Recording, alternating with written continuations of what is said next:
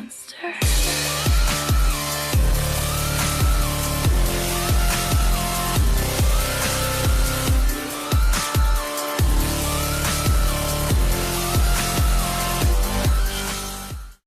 Hey guys, Konga here, and today we are going to be taking an official look at World of Tanks Valor. I've had a lot of comments telling me that the World of Tanks Valor was a fail and just a reskin of Mercenaries, and it was the worst update ever. You must not be thinking clearly. If you're one of those people who thinks that, don't click off. Hear me out real quick.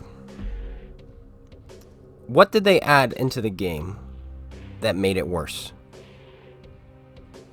You can't answer that, can you? They didn't make the game worse. They did make it better. Okay? Picture a tunnel. Update 4.5, which was the Mercenary update, was the start of this tunnel. Because it's the start of the tunnel, the sun is shining, and this very start is pretty bright. And you're entering like, oh, this is exciting. But as soon as you get to 4.6, you can't see the sun anymore. All the tanks get nerfed, and the game is in pitch darkness. Almost pitch darkness. By the time you get to 4.12 and 4.13, you can't see a thing.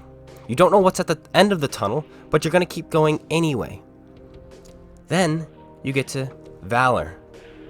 And even though it's not big, you find a match, and you light it. Now you can see. Just a little bit, but you can see. And every 2 weeks, you're going to be getting another match. We don't know how big this next match is going to be. Perhaps it's just going to be another one. But hey, 2 matches is twice as bright as 1, right?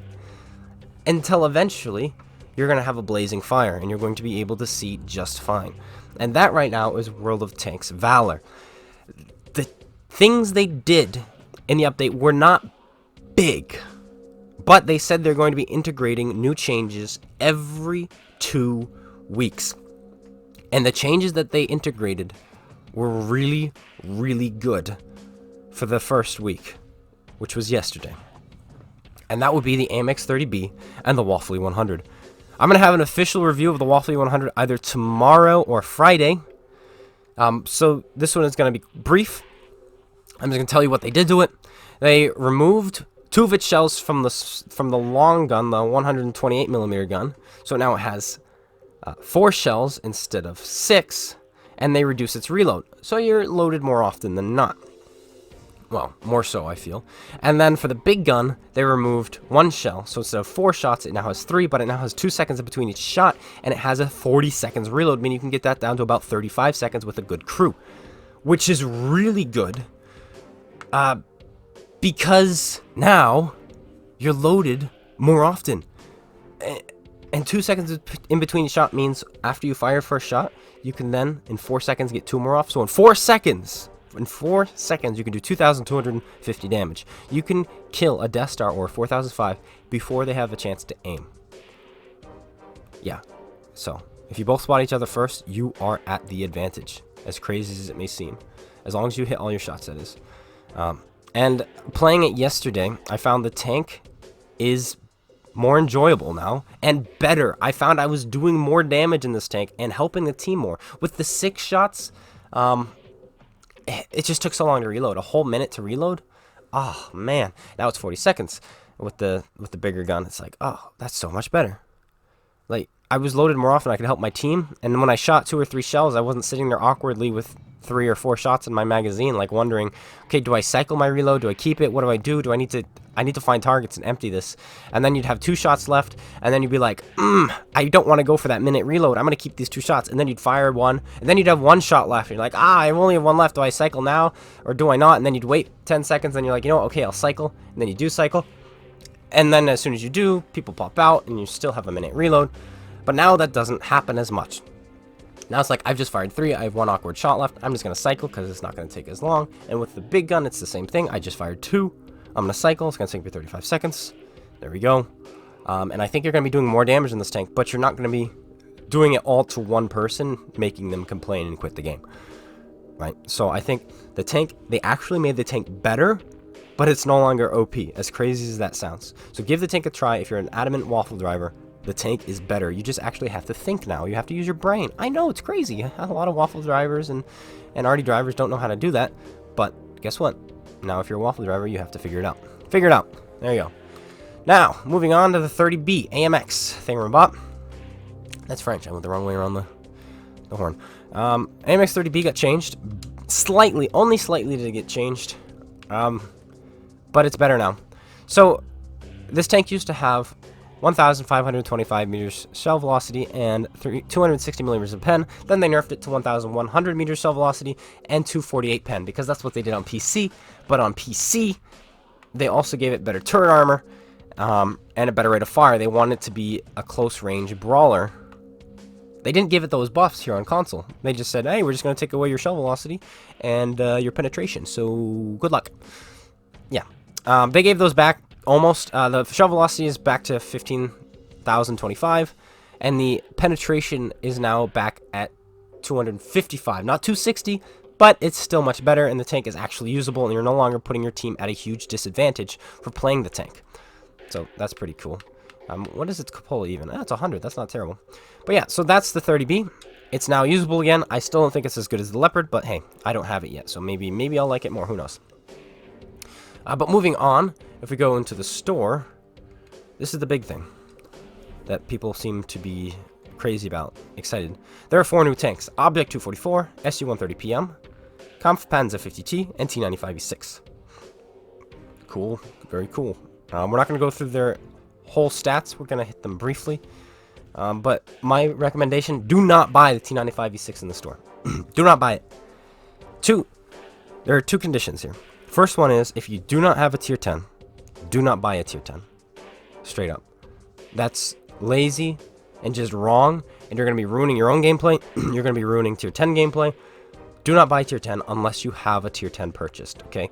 Please be considerate. There is a huge skill difference between tier 5 players and tier 10 players, though not so much anymore, it feels.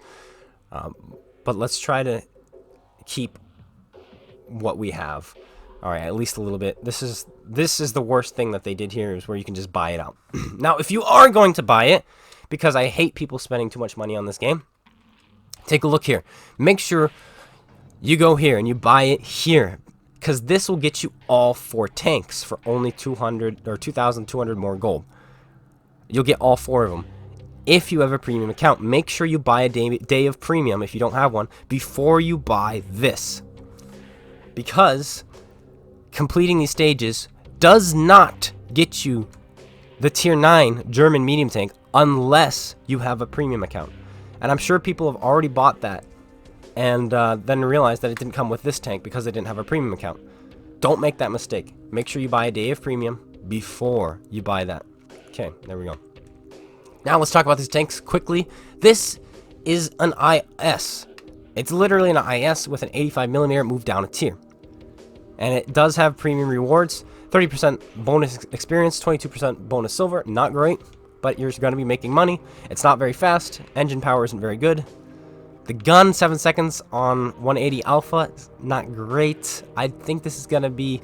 It's tough to say. And that's really the only thing about this tank. Everything else fine. The ammo rack where it is. The penetration, 144 at tier 6 is fine. And the armor is good because it's the IS's armor. So I think this thing is going to survive more, which it kind of needs to, because you have to be exposed more to keep your gun shooting. So I don't know how this tank is going to perform. I like small guns on heavy tanks. I love rapid fire. So I think I'm going to enjoy it a little bit, but we'll see. SU-130PM, the inferior Scorpion G. It has better camouflage than the Scorpion G at 34%, but that's about where it stops. You have a faster top speed of 65, but it doesn't feel like that. It's very hard to get to that speed, and I think because the engine is so small, even though you have 16.67 horsepower per ton, which isn't terrible, but it's not great. So it's very hard to get to that speed. You have a 130mm gun with 520 alpha damage and 242, I think that's what it is. I have it, let me see, where is it? 243 millimeters of standard penetration and 320 millimeters of heat penetration. Your traverse is slow, 32. Your trainer resistances for a tank destroyer are pretty bad. Your turret traverse is slow, 360 view range is pretty good. And your ammunition is in the back. You have AP, heat, and HE. There you go. Keep that in mind, 360 view range, not bad. The armor, non-existent, 20 millimeters at its thickest. So do not get hit in this thing. You kind of want to, you're a glass cannon, you kind of want to play further back in this tank. Next we have the Kampfpanzer 50T. which we will have a full review on either tomorrow or Friday, depending when we have a review on, or hopefully, depending when we have a review on the Waffle, we'll have this on the opposite day. And this looks like, the way it plays, kind of like an Indian Panzer. Yeah, really, like an Indian Panzer, but a little bit better and a higher tier. You have 18 horsepower per ton, which is really good. 60 kilometer top speed limit, which is really good. The gun is stinking awesome. 8 degrees of gun depression, pretty good. If you use your gun depression, this thing pretty much can't be penned. No, really. And it's a medium tank that goes 60. Yeah. Its reload is 9.19 seconds, giving it about 2,100 DPM. It has 2,300 on PC, but here it's going to be about 2,100. Then with a good crew and equipment, you're probably going to get it up to about 2,300, 2,400. So keep that in mind. 2.3 seconds aim time. It's 2 seconds on PC and 0.33 accuracy. So, but this tank is considered overpowered on PC, so the changes, I think, are justified. This thing does not turn very quickly at 34 degrees, and the terrain resistances of 1.1, and 2.2 are actually not that great for a medium tank. And this thing is going to perform more like a missile, where you can't turn very quickly. Turret traverse is 32, also not very good, and view range of 390. It's 400 PC, but 390 is still pretty good. This just means you're going to have to take optics. So gun rammer, vertical stabilizer, optics for this thing. Keep that in mind. And the ammunition is everywhere. Don't get hit in the left side, get hit in the right side. And you have APCR, heat, and HE. And your APCR is 1478 meters a second, which is really, really good. And you're probably wondering, okay, what about the gun? What does it do? 268 millimeters of standard APCR penetration. Holy cow, on a tier 9, that's really good. And 320 alpha damage. Your heat pen is 310. So this gun is going to be punching really, really hard. You have 50 rounds, just like a T-54. But there's something that this thing has over the T-54. 2 things, 3 things. Better mobility. 4 things. Better mobility. Better gun depression. Better penetration. So 5 things. Did I say that already? I don't know. And better armor. And a better turret. Better hull, better turret. So the hull is the same at 120, but it's angled back even further. So you have about 250 to 260 millimeters of effective upper plate armor. And the turret is just better than the T-54s. And the cupola on top, though it's weak, is almost impossible to hit. It's 40 millimeters, but look what it's behind. If you're using any gun depression, you just cannot hit it at all. And this thing does have 8, and if you use that, your upper plate is like 330 effective, and the turret is like 400 something, so don't even bother. This thing is going to be really good using its gun depression if you can't see its lower plate. Last but not least is the tier 10, T95 E6. This tank is really good on PC with 3,000 DPM and a 2 seconds aim time. Both of those got changed just barely. The DPM is now 2,900, and the aim time instead of 2 seconds is 2.3. Other than that, this tank is going to be a dominant tank in the battlefield. 18.33 horsepower per ton, even better than the Kampfpanzer 50T. 56 km/h top speed limit, which is really good for American medium. Yep, very good. 9 degrees in gun depression. 8.3 seconds reload. 2.3 seconds aim time. 0.38 accuracy. Very normal for an American medium, other than the 2.3 seconds aim time. So that's pretty good. And then we get to here. 0.7, 0.8, and 1.8 terrain resistances. Very good terrain resistances. 46 degrees a second or hull rotation speed. You are probably going to be able to turn this thing without losing much speed. Fantastic. That's good news. Turret traverse is 36. Not bad. 410 view range. Very good. You can go gun rammer, vertical stabilizer, vents, and food instead of going with optics. So that's nice. And you have a 120 millimeter gun, and it's American, so you do get ammo rack through the front and the lower plate, so keep that in mind. But you have a 120 millimeter gun. What does this mean? Well, it's the same gun that's on the E5. Let me read it off for you. 400 alpha damage, 258 pen on AP, 340 pen on heat.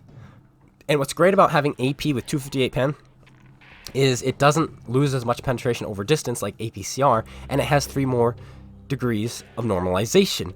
Meaning, even though you have 10 degrees less penetration on this than the Patton, you're still going to be penning as much, if not more, especially at range, because you're not going to be losing pen, and you're going to be normalizing by 3 degrees, which takes off even more armor on the tank that you're shooting.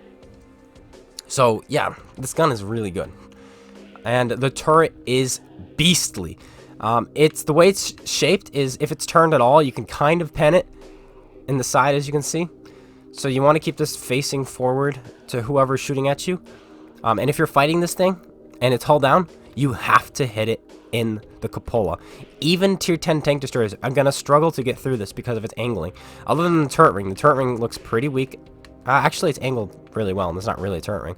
But you could probably bounce off the lower part and go into the upper hull. The shot trap, classic American tank. But otherwise, shoot that cupola if you can see it, because that might be your only chance to pen this thing if it's hull down. And that's it. That's Valor in a nutshell. That's what we've got. Make sure you grind your ops, because there are 100 ops. You have 3 months to get to Valor 100. So you can get yourself a tier 10. That's 2,500 points. Oh boy. It's a lot of points needed. That's for sure. But that's it. Thanks guys for tuning in. Let me know what you're excited about Valor. And I hope if you were pretty upset about Valor, my good news will be enough to hopefully make you realize that it's not a bad thing, because the game didn't get worse. It did get better, even if it's only by a torch.